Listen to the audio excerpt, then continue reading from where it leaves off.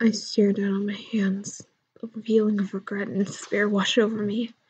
I looked up at the person in the mirror. I didn't recognize that person. Instead of seeing myself, I see a cold-blooded murderer. And once the pale hands were replaced with crimson blood-stained ones with the blood slowly dripping off them. Valerie? What is it, Jordan? Are you alright? I know you haven't been the same since the incident. I'm fine, Jordan. I'm lying straight through my teeth, but Jordan doesn't need to know that. The scene of the incident kept plaguing her. The thumps of footsteps, the clank of the knife dropping, and the static noise coming from the TV. Everything that night was ominous and dark. Valerie, from that day, never talked about what occurred. Val, you know you can't hide what happened.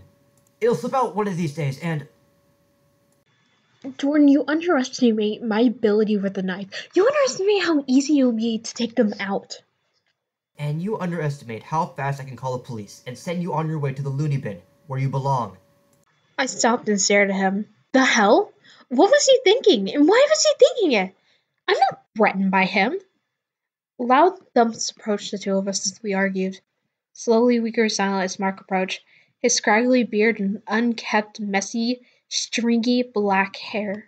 And what are you two arguing about this time? No, society is corrupt and undesirable. Not all mankind should die. He called the police on me from that incident from years ago. Jordan, I swear she won't be caught. She's gone 5 years and I kept her. The fact you threatened her makes you worse than society. Jordan simply sighed. When Mark scolded you, that's the end of it. No ifs, ands, or buts about it. He defended one side, and that's it. I glared at Jordan once more before making my way across the room to the hallway and to my bedroom. The room was a dark turquoise with a bumpy feeling to the wall. Trash littered the floor with broken furniture all around. The one unbroken thing was a stool in front of a vanity whose glass had been shattered. 7 years of bad luck, or should I say 7 years of good fortune. That's how I see it. Evading the cops, making sure what I need to sell is sold. Everything's going my way. Until I heard a few pops right outside my door. It's that day all over again, isn't it?